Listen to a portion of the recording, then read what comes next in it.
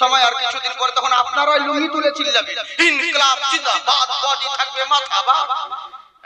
এই নিয়ে ঝামেলা কত জায়গায় বলে জাকির ভাই তুমি বলো আমরা বাদ, আর যদি করো প্রতিবাদ তোমার ধর থাকবে মুন্ডুবাদ। আমি বলি ভয় করি না বে, আমার জন্মস্থান মুর্শিদাবাদ, বুঝলেন তো। যে হাত আল্লাহ আল্লাহ রাসূলের নামে উঠে ওই হাতে লাকুয়া পড়ে না, হাত উঠিয়ে বলেন আল্লাহু আকবার। জি এবার কইলো কি ওই আমার আল্লাহ বলতে আছে বান্দা শোনো, দুনিয়ার কোন মোল্লাকে দেখে ভয় করিও না, ভয় করতে হলে তোমার আল্লাহকে দেখে ভয় করো। কেন না আজকে দুনিয়ার যে পরিস্থিতি, দেশের যে পরিস্থিতি, এর জন্য দায়ী হলো কেবল তোমরা। কারণ তোমরা যখন আল্লাহকে ভয় করা ছেড়ে দিলে, এখন তো তোমাকে মোল্লাকে ভয় করতে হবে।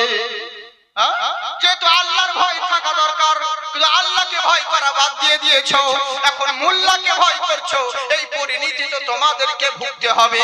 আচ্ছা বলো তো দেখি, এত ভারতবর্ষে মুসলমান হয়েছি, কিন্তু চেয়ে দেখো এখন তো বহুত মুসলমান, অনেকদিন আগে মুসলমান তো ছিলই না। হিন্দুস্তানের বুকে হিন্দু রাষ্ট্র এলাকায় কোন মুসলিম বলতে ছিল না, যদি ছিল বা নাম সাক্ষী কয়েকটা হাতে গোনা। এবার যখন খাজা গরিবে নওয়াজ আমার হিন্দুস্তানের বুকে আবির্ভাব হলেন, আচ্ছা বলুন তো দেখি, ফারাজি হোক আর হানাফি হোক, বেরেলি হোক, দেওবন্দি হোক, যত মাযহাব হোক না কেন, প্রত্যেককে স্বীকার করতে হবে সকলের উপরে অবদান যদি কারো আছে, তো আমার খাজা গরিবে নওয়াজের এহসান বেশি আছে। আজকে যে কোরআন করে বেড়াও, হাদিস বলে বেড়াও, তোমার মতন মৌলবীর শাসনের দ্বারাই ইসলাম প্রচার হয়নি।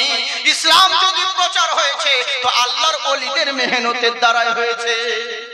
ওলিদের খিদমতে বনে জলে জঙ্গলে গিয়ে তারা ইসলাম প্রচার করেছেন।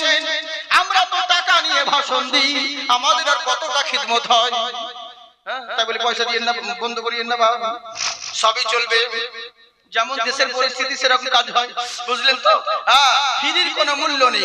এবার চিন্তা করুন, যখন আমার কথা শুধু জীবনী বলছি না, 5 মিনিট শুধু একটা শিক্ষার লেগে ঘটনা বলছি। আমার খাজা গরিবে নওয়াজ হিন্দুস্তানে যখন আবির্ভাব হলেন, তখন রাজত্ব কার ছিল বলেন?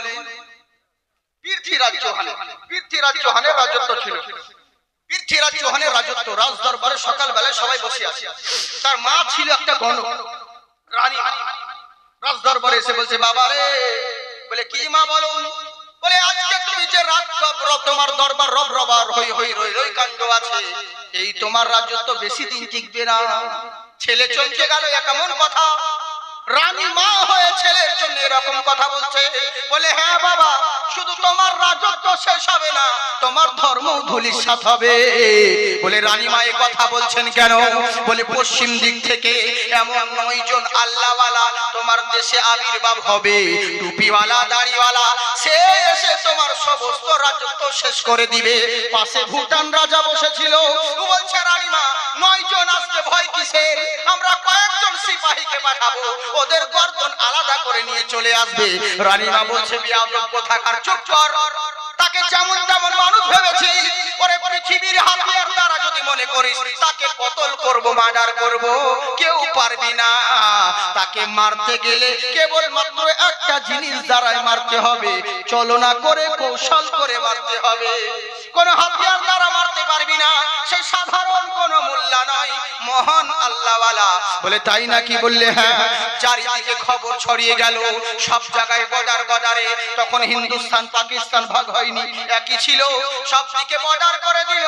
এরকম টুপিওয়ালা দাড়িওয়ালা কেউ যেন হিন্দুস্তানে প্রবেশ না করে। আচ্ছা একটা কথা বলুন, যদি আল্লাহ চাই কাউকে আনবো, কোন মোল্লা কি রুখতে পারে? কেউ পারে না। আর আমার আল্লাহ যদি রুখে দেয়, কোন মোল্লা কি আনতে পারে? না, কারো দ্বারাই ক্ষমতা হবে না, সবই আমার আল্লাহর ক্ষমতা। আমার আল্লাহ বলছেন, ক্ষমতার জোর দেখায়ও না। কত বড় মাস্তান হয়েছো, নিজের শরীরের গরম দেখিয়ে লোককে বেড়াও। কত গরম দেখিয়েছো, কত বড় মাস্তান হয়েছো, কত বড় পাহলওয়ান হয়েছো, যে সামান্য মশার ভয়ে মশারির তলে ঢুকছো। আর নিজেকে পাহলওয়ান বলো, শক্তিমান বলো, ওই শরীরের গরম দেখায়ও না। একবার যদি ডায়রিয়া করে দিই, তোমার 12টা বাজিয়ে দেব। তাই জেনে রাখো, ইন্নাকা আলা কুল্লি শাইইন কাদির, সমস্ত ক্ষমতা কেবলমাত্র মহান আল্লাহর। তাই জেনে রাখো, আল্লাহ যদি চায় কোন মোল্লা রুখতে পারে না। আল্লাহ কোনো মোল্লা আনতে পারে না। এবার করলো কি, বহু ঘটনা সংক্ষিপ্তে বলি। আমার খাজা গরিবে নওয়াজ একাই আসছিলেন। রানীমা বলেছিল 9 জন আসবে, কিন্তু উনি একাই আসছিলেন। আসার পথে লাহোর সরজমিন দিয়ে যখন প্রবেশ করে, সামনে বিশাল বড় ময়দান, জঙ্গল এলাকা। সামনে 2 জন ব্যক্তি কান্না করতে লাগলো। 2 জন সামনে এসে কান্না করতে লেগেছে। বলি বাবা তোমরা কান্না করছো কেন এই বিরান জঙ্গলে?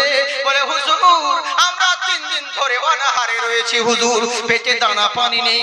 আপনার কাছে যদি কিছু খাবার থাকে একটু দিতে পারেন। ওনার থলেতে একটা রুটি ছিল, ওটাকে বের করে দিয়ে দিলেন। বলে বাবা এটা তোমরা খাও। তারপরে বলছে হুজুর শীতের সময় খরিদ করার মতন কিচ্ছু আমাদের নাই, কিছু যদি পয়সা দিতেন তাহলে বড়ই উপকৃত হতাম। ওনার কাছে যেটা আশরাফি ছিল সবই দিয়ে দিলেন। দেওয়ার পরে ওই 2 জন ব্যক্তি মুচকি মুচকি হাসতে লেগেছে। বলে হাসছো কেন বাবা? বলে এরই লেগে হাসি। তুমি টুপিওয়ালা দাড়িওয়ালা দেখে ভেবেছিলাম চালাক মানুষ, কিন্তু টুপিওয়ালা দাড়িওয়ালা যে এত বোকা হয় তা জানতাম না। বলে কেন রে? বলে আমরা দেখি জানেন আমরা কারা? বলে কে তোমরা? তোমাদের তো কোনোদিন দেখিনি বাবা। বলে আমরা হলাম এই শহরের সবচাইতে বড় ডাকাত। এই রাস্তা দিয়ে যারাই যায় তাদেরকে লুটমাট করে নি, নাঙ্গা করে ছেড়ে দিই। কিন্তু তোমার মতন টুপিওয়ালা দাড়িওয়ালাকে দেখে ভেবেছিলাম চালাক মানুষ, আমাদের চালাকি ধরতে পারবে, কিন্তু কিছুই ধরতে পারলে না। যা ছিল সবই দিয়ে দিলে। এখন তুমি বহু দূর যাবে, সঙ্গে কিছু তো নেই, তুমি রাস্তায় কি খাবে? এরই লেগে হাসি। সবই তো আমাদেরকে দিয়ে দিলে, এবার তুমি কি খাবে বলো? খাজা গরিবে নওয়াজ আমার ওদের কথা শুনে হাসতে লাগলো। বলে হাসছেন কেন? বলে বাবা আমার চাইতে বোকা হলো তোমরা। বলে কথা বলছেন কেন? বলে এরই লেগেই বললাম বাবা রে একবার কি চিন্তা করো না। বলে কিসের? বলে আল্লাহু ইরযাকুন, রুজির মালিক কোনো মোল্লা নয়, আমার আল্লাহ। আচ্ছা চিন্তা করো, এই বিরান ময়দানে জঙ্গল এলাকায় কেউ কোথাও নেই, অথচ মহান আল্লাহ আমার ওসিলাতে তোমাদের মতন ডাকাতের রুজির ব্যবস্থা করতে পারে। তো এত বড় দুনিয়াতে আমার মতন বান্দাকে আল্লাহ কি নৈরাশ করতে পারে? কখনো নয়। তোমাদের যেমন রুজির ব্যবস্থা হয়েছে, আমাকেও আল্লাহ কোনো না কোনো জায়গায় আমার রুজির ব্যবস্থা করে দিবে। ডাকাতেরা চিন্তায় পড়ে গেল, সত্যি তোরে তো সাধারণ কোনো মানুষ নয়, আমরা আল্লাহর রহমত থেকে বঞ্চিত ছিলাম, আমরা তো ভুল কাজ করেছি। বললে হুজুর সব ছেড়ে দিলাম, আপনার আদর্শ যদি এত সুন্দর হয়, আপনার নবীর আদর্শ কত সুন্দর হবে। নবীর আদর্শ যদি এত সুন্দর হয়, মহান আল্লাহ কত সুন্দর হবে। দাসন হুজুর আপনার হাত বাড়িয়ে দিন, আমাদেরকে কলমা পড়িয়ে মুসলমান করিয়ে দিন। খাজা গরিবে নওয়াজ হাত বাড়ালেন। বলে পড়ো কালমা তাইয়্যিবা লা ইলাহা ইল্লাল্লাহু মুহাম্মাদুর রাসূলুল্লাহ সাল্লাল্লাহু তাআলা আলাইহি ওয়াসাল্লাম। কলমা পড়ে মুসলমান হলো। ইনি বলছেন হুজুর আমরা কোথায় যাব? আপনার হাতে যখন কলমা পড়েছি আপনার সঙ্গেই যাব, কোথাও যাব না, আপনার সঙ্গেই থাকবো। বলে ঠিক আছে তাহলে চলো আমার সঙ্গে। আল্লাহর রাস্তায় নিজের জীবনকে বিসর্জন দিতে চললেন। উনি ছিলেন একা। এই 2 জনকে নিয়ে কজন হলো? 3 জন। রানীমা বলেছিল 9 জন আসবে, আরো রাস্তায় যেতে যেতে 6 জন হয়ে যাবে। ওদিকে বলছি না, বলতে গেলে 3 দিন লাগবে। শর্টকাটে বলি যেটা মেন কথা। এবার হিন্দুস্তানের সরজমিনে সঞ্জর নগরে আজমির শরীফে উনি বসে রয়েছেন। 9 জন আল্লাহওয়ালা বান্দা একটা জায়গায় বসে তাসবিহ তাহলিল জিকির আজকার করছে। হঠাৎ করে রাজার কানে খবর গেল। রাজা মশাই বলে কি হয়েছে রে? বলে আমাদের যেই জায়গায় উটগুলো বসে থাকে, যেখানে আমরা উট বেঁধে রাখি, উটগুলোকে দুম্বাগুলোকে বেঁধে রাখি, ওই জায়গায় কিছু ফকিররা দেখলাম টুপিওয়ালা দাড়িওয়ালা মানুষ, এরা ওই জায়গায় বসে রয়েছে, কি না জানি তাসবিহ তাহলিল করতে আছে। রাজার মাথায় আগুন জ্বলে গেল। বলে বের কর ওদেরকে। বলে আমাদের দেশে করে ভণ্ড ফকিরদেরকে থাকা হবে না, চলে যাও যেদিকে পারবে সেদিকে। রাজার কর্মচারীরা এসে বলছে গো কে আপনারা জানি না, কিন্তু এখানে বসা চলবে না। বলে কেন বাবা কি দোষ করেছি? বলে কোনো দোষ করনি, কিন্তু আমাদের রাজার হুকুম এখানে বসা যাবে না। বলে কেন বসলে ক্ষতিটা কি? বলে এই জায়গায় আমাদের উট বেঁধে রাখি, উট বসার জায়গা, তোমরা কেন বসবে? বলে বাবা এত বড় ফাঁকা ময়দান আছে, সব জায়গায় তো উট রাখতে পারো, এই সামান্য একটু জায়গায় কিছুক্ষণের জন্য কি ক্ষতি করেছি? বলে টুপিওয়ালা দাড়িওয়ালা লোকদেরকে আশ্রয় নাই, চলে যান। ধমক দিয়ে যা ইচ্ছে কথা বলে তাচ্ছিল্য করে ওখান থেকে তাড়িয়ে দিলেন। আমার খাজা গরিবে নওয়াজ মুখ থেকে শুধু একটা কথা বলেছিলেন, আচ্ছা বাবা ঠিক আছে আমরা চলে যাচ্ছি, তোমাদের উট যখন বসে থাকে তো তোমাদের উট বসে থাকুক, আমরা চললাম। চলে গেলেন। এবার উটগুলোকে উঠানোর সময় হয়ে গেল। কর্মচারীরা সবাই মিলে লেগে পড়ে লেগেছে, কেউ লাগাম ধরে টানে, কেউ লেজ ধরে টানে, কিন্তু উট উঠছে না। রক্ত বেরিয়ে যাচ্ছে কিন্তু উটকে আর উঠানো যাচ্ছে না। চিন্তায় পড়ে গেল। রাজার কানে খবর চলে গেল, রাজা মশাই বলে কি হয়েছে রে? এরকম কাণ্ড তো কোনোদিন হয় নাই। বলে কি হয়েছে? বলে কি এমন আঠা লেগে গেছে, মাটির সঙ্গে চামড়া ছিঁড়ে যাচ্ছে, কিন্তু উটগুলোকে আর উঠানো সম্ভব হচ্ছে না। রাজা মুশরিক হলেও বুদ্ধিমান ছিল। পৃথ্বীরাজ বলল, শোন, পৃথিবীর সমস্ত মানুষ মিলে যদি উটগুলোকে উঠাবার চেষ্টা করি, উটগুলো মরে যাবে, কিন্তু উঠানো সম্ভব হবে না। বলে তাহলে উঠাবো কেমন করে? বললে শোন, যে উটগুলোকে বসিয়েছে সে না হলে এই উট আর কখনো উঠবে না। দোলছে মাতরকে দোলাই নূরেরই বেশে, কোন বাগানের ফুল গো মাতর ফুটেছে গাছে। সুবহানাল্লাহ বলে। হ্যাঁ, অসুবিধা হচ্ছে আপনাদের কথা বুঝতে? হ্যাঁ হ্যাঁ, মানে না অনেক সময় হয়তো দেখছি মা বোনদের বা আপনাদের মাইকের কারণে মাইক একটু যাই হোক ডিসব্যালেন্স হচ্ছে, মানে স্পিচে বললে কতজনে কথা বুঝতে পারে না। অসুবিধা হয় না তো বাপজি? হ্যাঁ হ্যাঁ, না আপনারা বলবেন, আমি জিজ্ঞেস করে করে বক্তব্য রাখি। হ্যাঁ, যেহেতু একটা দিনের জন্য এসে যদি সেরকম কি বলে চলে গেল তারা বুঝতে পারলাম না, এরকম যেন না হয়। শোনা সবাইকে তো বুঝতে হবে। হ্যাঁ, যাক আল্লাহ আপনাদেরকে বোঝার তৌফিক দান করুন, বলুন আল্লাহুম্মা আমিন। মাশাআল্লাহ, সুবহানাল্লাহ। রাজার কানে খবর চলে গেল, কি ব্যাপার রাজা মশাই রে, আমাদের উট উঠছে না। রাজা মুশরিক হলেও বুদ্ধিমান ছিল, বললে যে উটগুলোকে উঠিয়েছে তারা না হলে উটকে উঠানো সম্ভব হবে না। বলে তাই নাকি? বললে হ্যাঁ। বলে যা যা কোথায় আছে ওই ফকিরদেরকে খুঁজে নিয়ে আয়।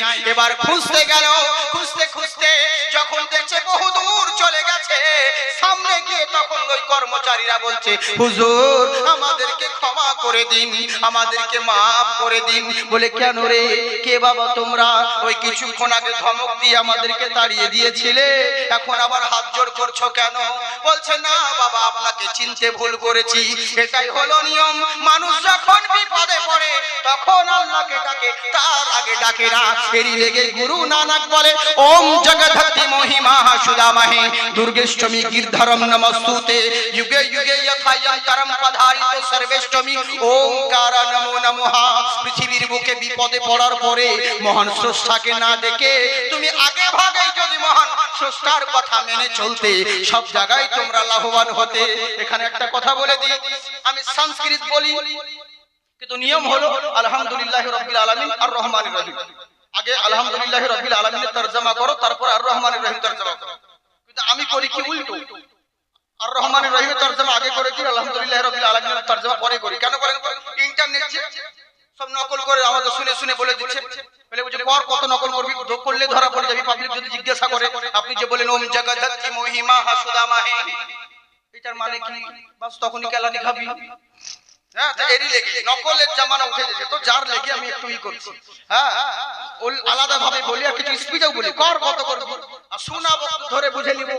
ওই যে বক্তা বলেছে জালসায়, রাজা রামমোহন কোনদিন ভাঙিয়া পড়িতেন না। ইবাদা হেডফোনে শুনে ওয়াজ করছে, বলছে রাজা রামমোহন কোনদিন জাঙ্গিয়া পড়িতেন না। বুঝলেন? আজকাল তো এরকমই হচ্ছে বেশিরভাগ। আর তেমনি বক্তাও যেমন উঠেছে, শ্রোতাও তেমনি হয়েছে।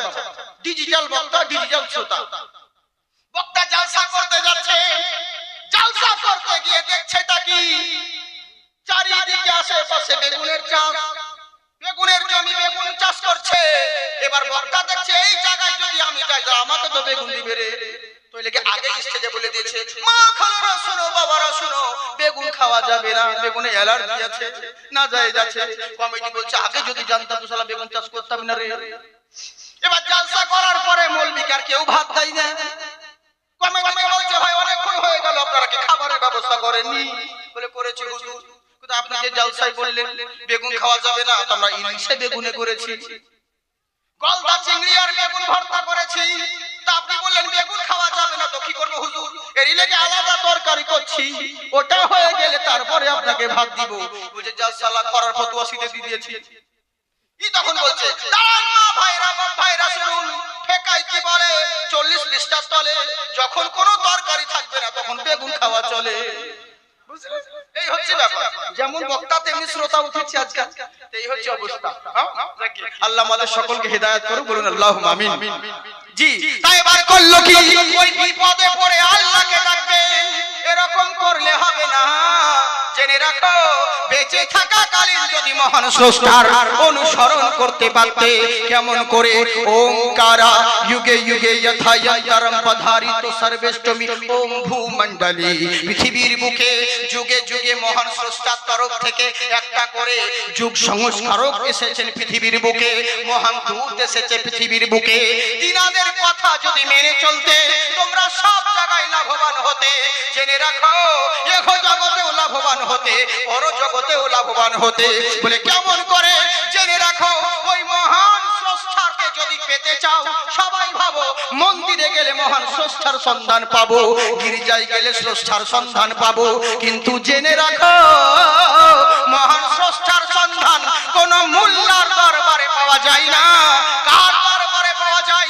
ওমকারা সর্বদাং মুহাম্মাদা, যিনি চির প্রশংসিত নবী মুহাম্মদুর রাসূলুল্লাহ সাল্লাল্লাহু তাআলা আলাইহি ওয়াসাল্লাম। রাসূলুল্লাহর দরবারে গেলে মহান আল্লাহর সন্ধান পাবে। কিন্তু বেঁচে থাকাকালীন নবীর কথা মানিও, ওই বিপদে পড়ার পরে যদি মানো, ও লাভ হবে না। কি ব্যাপার রে, এতক্ষণ ধমক দিয়ে দাঁড়াচ্ছিলে, এখন বিপদে পড়ে জোড়হাত করছো কেন?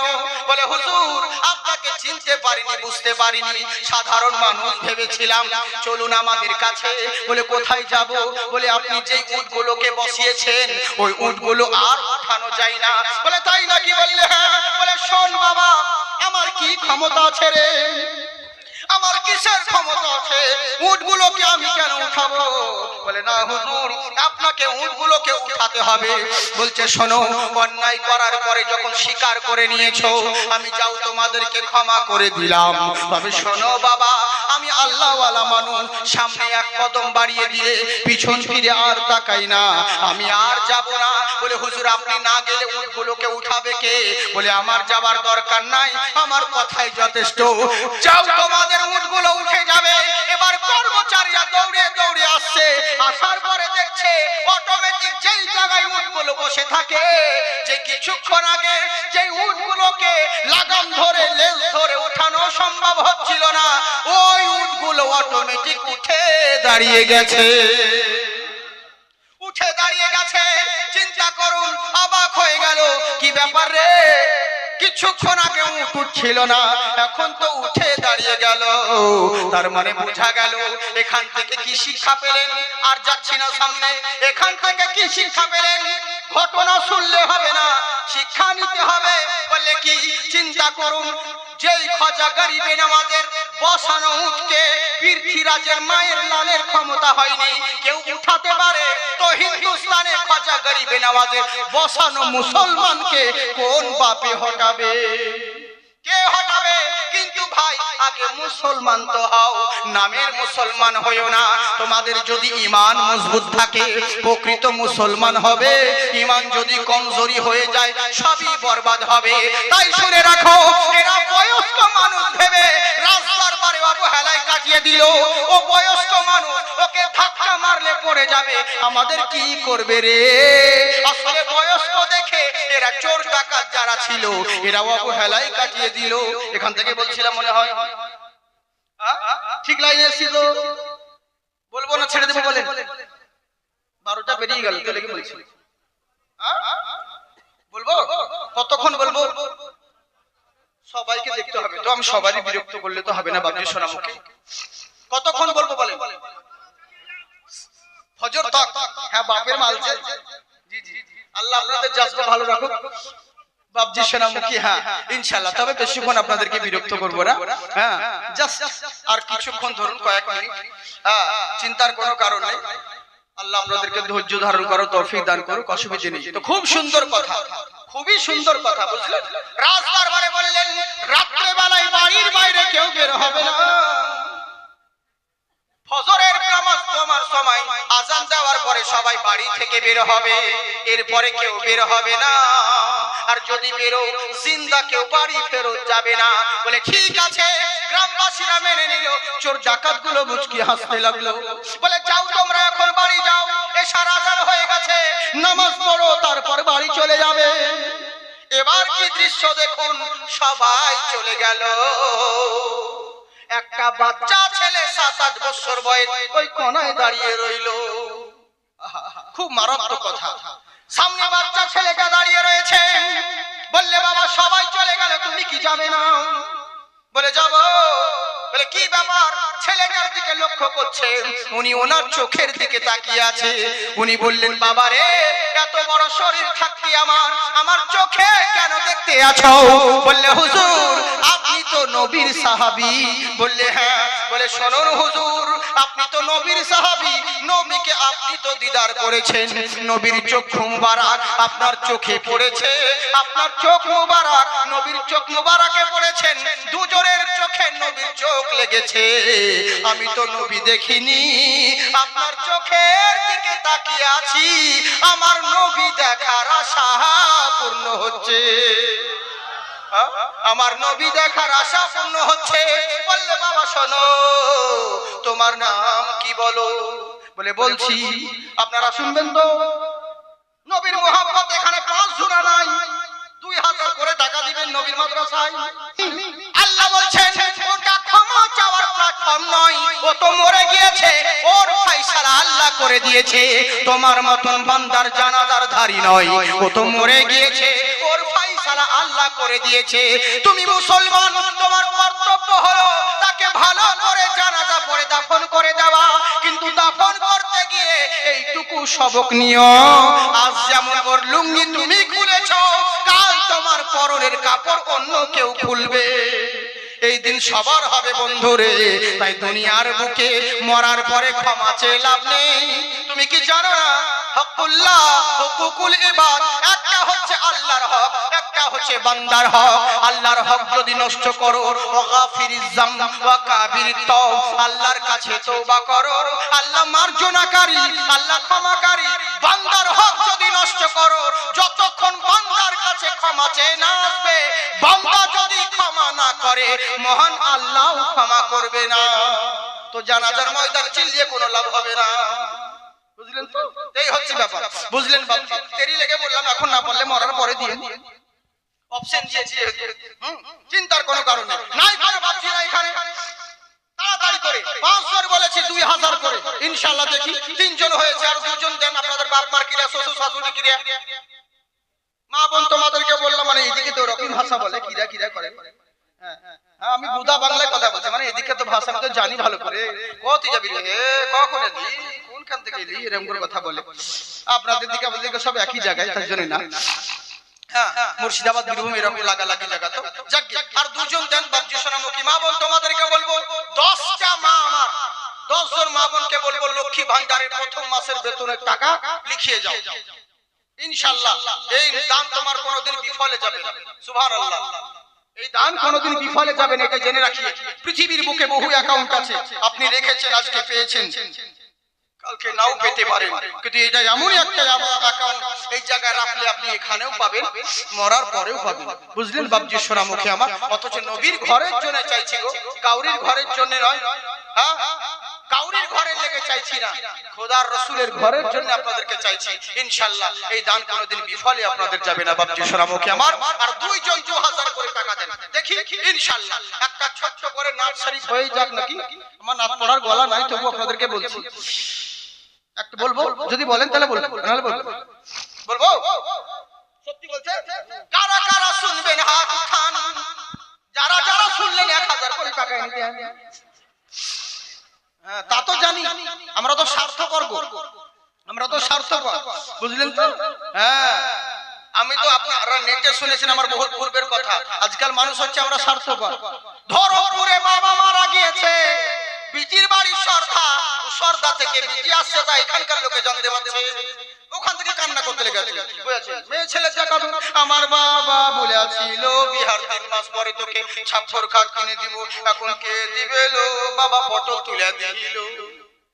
বড় ভাই বলছে কাঁদিস না বোন, আমি দিব, আমি তোকে দিব ছাপ্পর খাট। এই দেখছে খাট তো পেয়েছি, এবার হোন্ডা বাইক ওটা দরকার, আবার কান্না শুরু করলো, আমার বাবা কইছিল 3 মাস পরে তোকে হোন্ডা কিনে দিব, এখন কে দিবে লো, বাবা পটল তুলে দিল। ছোট ভাই বলছে বহি কাঁদিস না, পিছনকার জমি বিক্রি করে তোকে বাইক কিনে দিব। দেখছে দুটো যখন পেয়ে গেলাম, তখন ওই মেয়ে ঘরে ঢুকে বলছে বয়স হয়ে গেছে, আল্লাহর মাল আল্লাহ নিয়েছে, মরতে তো একদিন হবে, সবাইকে তো যেতে হবে, বুঝলে? তখন স্বীকার করছে। তেমনি যখন বলছি কারা শুনবেন, হাত উঠাচ্ছে, পয়সার কথা বলছি তো এমনি করছে। এরকম করিয়েন না, হাত উঠিয়ে বলেন আল্লাহু আকবার। কত সুন্দর আল্লাহ, কত সুন্দর, কি করে বোঝাই, কোন ভাষা পাই না খুঁজে, তোমার তুলনা তুমি নিজে, তোমার তুলনা তুমি নিজে। মহব্বতে জোরে বলে সুবহানাল্লাহ। মা বোন তোমাদেরকে বলবো, এগুলো শিখো, এই সমস্ত জিনিসগুলো শিখবে, তাহলে ভালো। ছেলেকে দোলনায় শোয়াবে, তখন এরকম গজল বলবে, কত নাচ গজল আছে সেগুলো বলবে, না তো গান বাজিয়ে দিচ্ছে, তুই ছেলেকে ভালো গান গাইবে। এরই লেগে তো মুসলমানের ছেলেদেরকে জিজ্ঞাসা করেন তো, জানাজা দোয়া বল, জানে না। জুম্মার দিন নামাজ পড়তে যাচ্ছিস, মিস কল মারতে, দোয়া বল, নিয়ত বল, জানে না।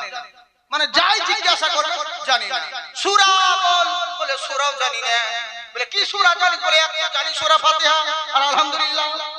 বুঝলেন? বলে বলো তো, সূরা ফাতিহা বলছে, তাও গোলমাল, ইয়া নাবুদু ইয়া নাস্তাইন, ইয়া নাবুদু ইয়া নাস্তাইন, এই তো হচ্ছে আমাদের। বুঝলেন? হায় রে হায় রে হায় রে, বয়স্ক মানুষ হয়ে গেছে, এরাও জানে না নামাজের নিয়ম কানুন। বলতে গেলে তো খারাপ লাগবে যদি এরাও নিয়ম জানে না। আসরের নামাজের সময় ওকে বললাম চাচা তাকবীর দাও, আমরা 3 জন আছি, 3 জনায় নামাজ হয়ে যাবে, না তাকবীর দাও, তো চাচা বলছে তাকবীর দিতে হবে। বলে হ্যাঁ। লুঙ্গি টাইট করতে করতে 3 মিনিট গেল, এবার বেটা তাকবীর শুরু করেছে, হাইয়া আলাস সালাতে, হাইয়া আলাস সালাতে, হাইয়া আলাল ফালাতে, হাইয়া আলাল ফালাতে, কদ কামাতে সালাতে, কদ কামাতে সালাতে, যা সালাম। এই তো আসরের তাকবীর মাকবীর করে দিবে রে। মাগরিবের টাইম হয়ে যাবে, চাচা একই তাকবীর হলো। বলে কেন বাবা, ভুল হলো নাকি? বলে হ্যাঁ। বলে এইভাবে তো 70 বছর চলে গেল, আমাদের মনে কিছু বলিনি। এই তো হচ্ছে অবস্থা। মানে জিজ্ঞাসা করবে না যে আমার কোন জিনিসে কি দরকার হয়, নামাজ পড়ছি কি করতে হবে, এটাও জিজ্ঞাসা করে না। সেদিন প্রশ্ন করছে আমাকে, আর ফেসবুকে নাকি সে যাই হোক কেমন করে পেয়েছে, প্রশ্ন করছে কেমন ভাবে জানেন? বলে হুজুর মসজিদে চেয়ার রাখা যাবে কিনা, চেয়ারে নামাজ পড়া যাবে কিনা? হুজুর যাবে। তো এই লাগি আপনারা ঢালাও প্রশ্নের উত্তর দিচ্ছেন বলে তো লোকের এই সমস্যা। বলছে হ্যাঁ দাদা কি হচ্ছে? বলে ইমাম সাহেব যদি চেয়ারে নামাজ পড়ে, বলে কোনো ব্যাপার নাই, ইমামকে চেয়ার দেওয়া, তোমরা খাট পালঙ্গ বসাও, শুয়ে শুয়ে বসে বসে কাজ চালাও, কোনো ব্যাপার নাই। তো আজকাল এরকমই তো চলছে। গাধা কোথাকার, সব করতে পারো আর নামাজের সময় তোমাকে চেয়ার লাগে। চেয়ারে নামাজ পড়ুন ঠিক আছে, কিন্তু জেনে রাখেন নামাজের 13টা ফরজের মধ্যে কিয়াম করা, দাঁড়ানো, রুকু করা, ওটাও একটা ফরজ।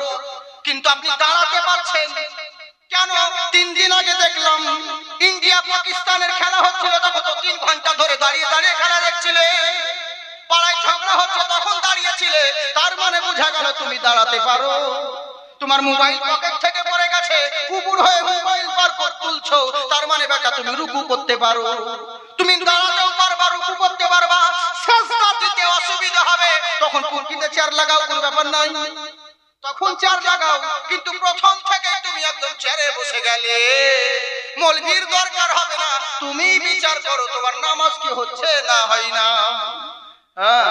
আমাদের দরকার নাই বাবা, কি বলবো, বলতে গেলে তখন গন্ডগোল হয়ে যাবে। এই তো সমাজের অবস্থা, নিজে জানেও না, শিখতেও চাই না। এরই লেগে বলবো বাপজিরা আপনারা শিখুন, মা বোনেদেরকে বলবো তোমরাও শিখো, তো তোমাদের ছেলে মেয়েরা শিখবে। তোমরা শিখো না বলে তো তোমাদের ছেলেরা শিখে না। যাকগে, আমার সাথে সাথে আপনারা সবাই মিলে বলুন, কত সুন্দর আল্লাহ, কত সুন্দর, কি করে বোঝাই, বেকার প্রজাপতি গোলাপের মুখে, কি করে দোলাই পাখা বুকি ভরা সুখে, কোন সুখে এত খুশি বোঝে আসে না যে, তোমার তুলনা তুমি নিজে, তোমার তুলনা তুমি নিজে। কত সুন্দর আল্লাহ, কত সুন্দর, কি করে বোঝাই, কোন ভাষা পাই না খুঁজে, তোমার তুলনা তুমি নিজে, তোমার তুলনা তুমি নিজে। তাই বলছে শোনো, আচ্ছা বলো তো বাবা, সবাই বাড়ি চলে গেল, তুমি কি বাড়ি যাবে না? বললে হ্যাঁ যাবো বাবা। বললে আচ্ছা বলো তো বাবা, তুমি যে নবীকে এত ভালোবাসো, এই শিক্ষা পেলে কোথা থেকে? বলে হুজুর আর বলবেন না, আমার আব্বা বলেছে বেটা জিন্দেগি থাকাকালীন যদি বেঁচে থাকি, যদি প্রয়োজন পড়ে নবীর দ্বীনের খাতিরে, নবীর ইসলামের জন্য যদি নিজের জীবন দিতে হয় তবু দিয়ে দিবি, কোনোদিন পিছ পা হবি না। আমার ঘর থেকে শিক্ষা পেয়েছি, চিন্তা করুন পরিবার কেমন ছিল, পরিবার ভালো হলে সন্তান ভালো হবে, আর যদি কোরকম পরিবার গন্ডগোল হয়ে যায় ছেলে তো সেরকম খারাপ হবে। বুঝতে পারছেন? বক্তব্য কি আগে চলবে না ছেড়ে দেবো বলুন? তার 2000 টাকা দেন।